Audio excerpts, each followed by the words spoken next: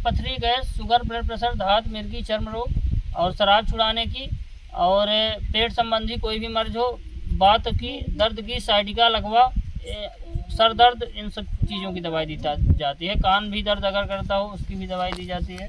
आप शुगर में कुछ चीज़ों का बिल्कुल परित्याग कर दीजिए, जैसे हो गया शक्कर हो गया, आलू हो गया, चावल हो गया, ठीक है। आप जो है तो दलिया बना के खाइए। दलिया बना दो।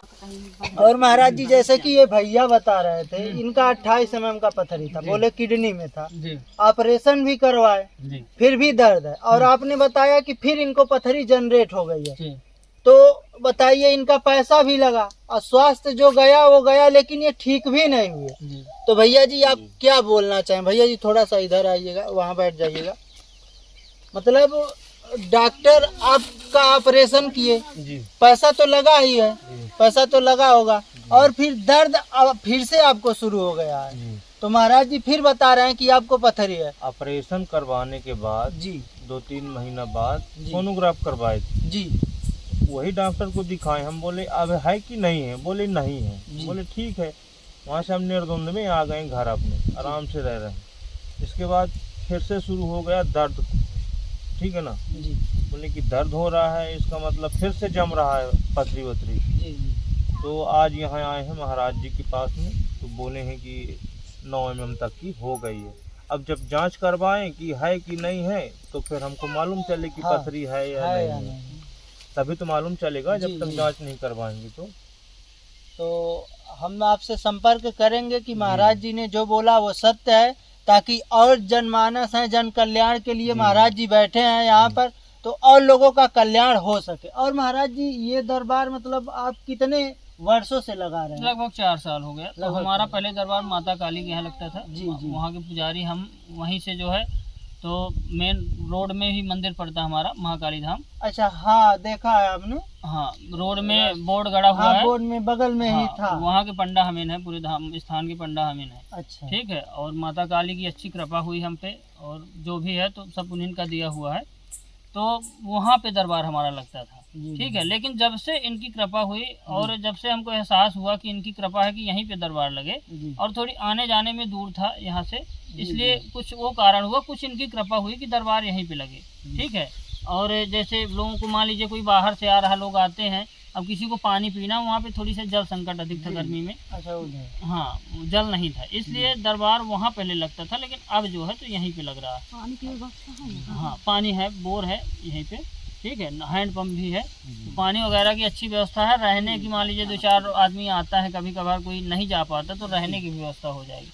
अधिक लोगों की व्यवस्था नहीं है, रहने की लोगों की नहीं है, लेकिन धीरे धीरे प्रभु चाहेंगे तो धीरे धीरे हो जाएगी। दवाई लगभग 4 साल से हम दे रहे हैं जी। हाँ, मतलब जड़ी बूटियों का आपको बहुत अच्छा नॉलेज है महाराज जी की। हमने देखा सभी लोगों को आपने जड़ी दिया, और विधान के लिए बोले कि ऐसी क्रिया करिएगा, उसको सही तरीके से पीना है, क्या करना है वो सही तरीके से करना चाहिए जी। हाँ, इनका जो है तो जड़ी बूटियों का खाने से अधिक महत्व रखता परहेज जी जी, ठीक। अनुपान, जिसको अनुपान बोलते हैं, आयुर्वेद में अनुपान का बहुत ही बड़ा महत्व है जी महाराज। अनुपान का बहुत ही बड़ा, जैसे मान लीजिए आपको शुगर है जी, ठीक है, आपको शुगर हो गया, आप दवाई मान लीजिए कोई सी ले रहे हैं, लेकिन अनुपान में क्या होता है कि शुगर में अगर हम कंट्रोल करना चाहें तो घर में हमारा कंट्रोल हो जाएगा, हमको दवाई भी नहीं खाना पड़ेगा, मतलब घर में ही कंट्रोल हो जाएगा, घर में ही कंट्रोल हो, कहीं नहीं भटकने की जरूरत पड़ेगी। आप शुगर में कुछ चीजों का बिल्कुल परित्याग कर दीजिए, जैसे हो गया शक्कर हो गया, आलू हो गया, चावल हो गया, ठीक है। आप जो है तो दलिया बना के खाइए, दलिया बना 2 महीने लगभग अपने आप कंट्रोल हो जाएगा, दवाई आपकी छूट जाएगी। उसके बाद जो है आप कुछ चीजें आप लीजिए, आयुर्वेद में जो है ना, कुछ दिन तक जैसे आप ले सकते हैं, करेले के जो बीज होते हैं उसका पाउडर बना के लीजिए, जामुन की गुठली का पाउडर आप बना लीजिए। शुगर रह जाए तो हम गारंटी देते हैं 2-3-4 महीना ले लेंगे परहेज के साथ शुगर। महाराज जी गारंटी ले रहे हैं, आप परहेज करिए और इन चीजों का सेवन करिए लगातार 2 से 4 महीने, क्योंकि शुगर ऐसी चीज है बॉडी में तो रहता ही है, लेकिन जो ज्यादा मात्रा हो जाता है तो बाहर आ जाता है, और उसकी दवा हमने देखा है लोग जीवन भर खाते रहते हैं, लेकिन खत्म नहीं होता है।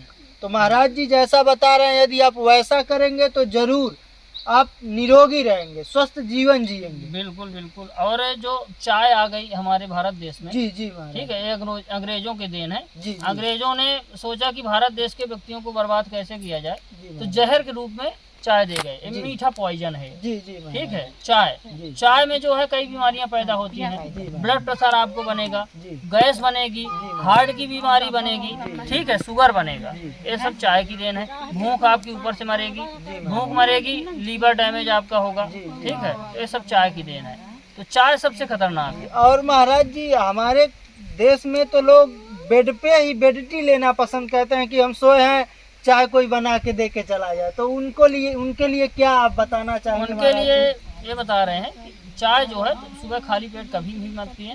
खाली पेट चाय पीने से जो है गैस बनती है, ठीक है। गैस बनेगी, हमारी भूख खत्म होगी, हमको हाथ पैर में दर्द भी बनेंगे। बहुत महिलाओं को जो दर्द बनते हैं घुटनों में, तो सिर्फ बनते हैं वो गैस बनती है उनको।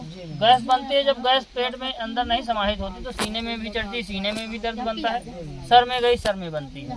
इसलिए खाली पेट जो है चाय नहीं पीना चाहिए। अगर आपको पीना ही है, आप काली चाय पीजिए, और जो है तो उसको कुछ खाने के बाद पीजिए।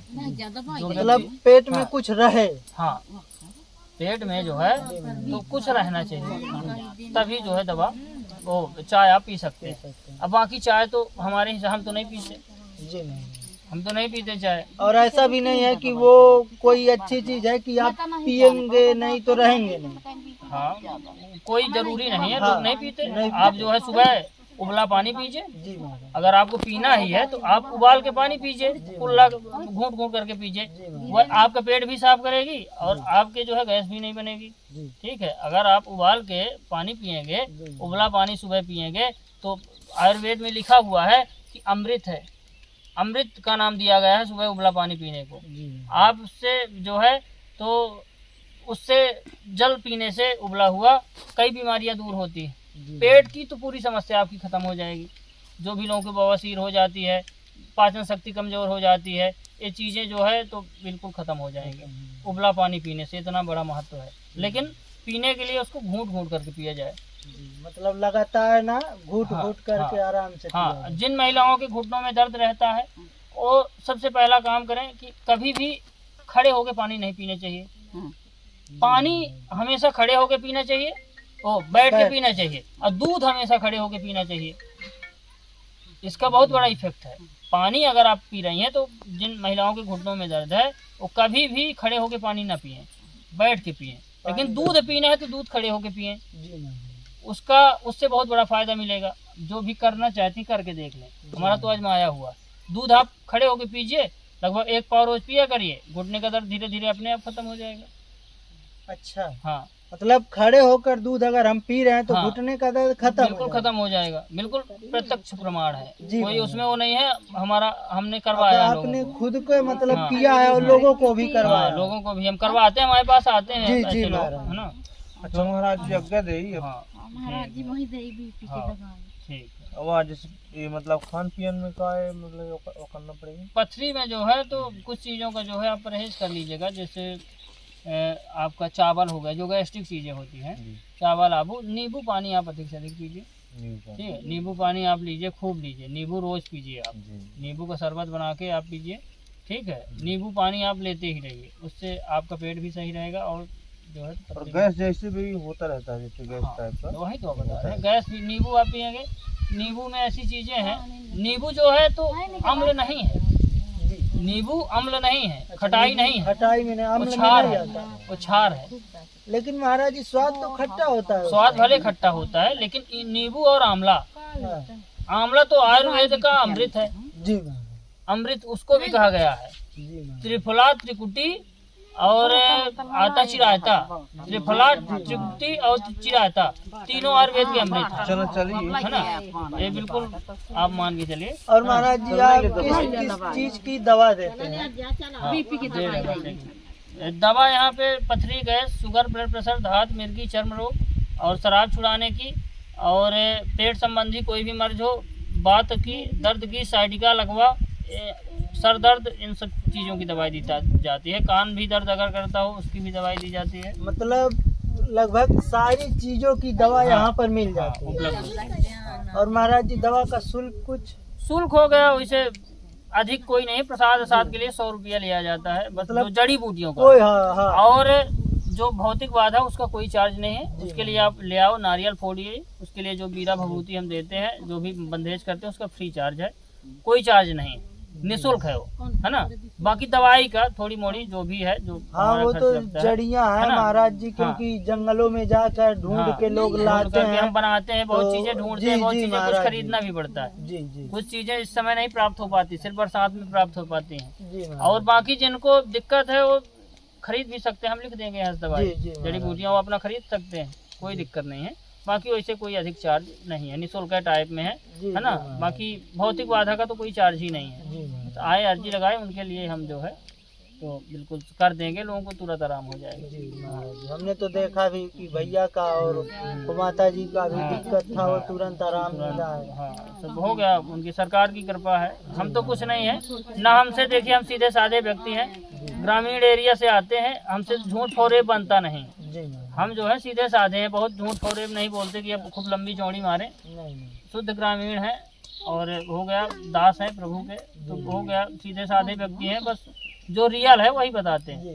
और पीपल के वृक्ष में लोगों से यही अपील करेंगे कि आइए और एक बार आके जरूर देखिए, अपने आप को देखिए, अपने कष्टों को वहाँ पर बताइए, तो जरूर निवारण उनका होगा। और महाराज जी वहाँ पे जैसे पीपल के वृक्ष पर कितनी बार, मतलब परिक्रमा कितना बार करना? 5 बार आना पड़ेगा, 5 बार आपको, 5 परिक्रमा एक बार में करना, 5 बार आना पड़ेगा।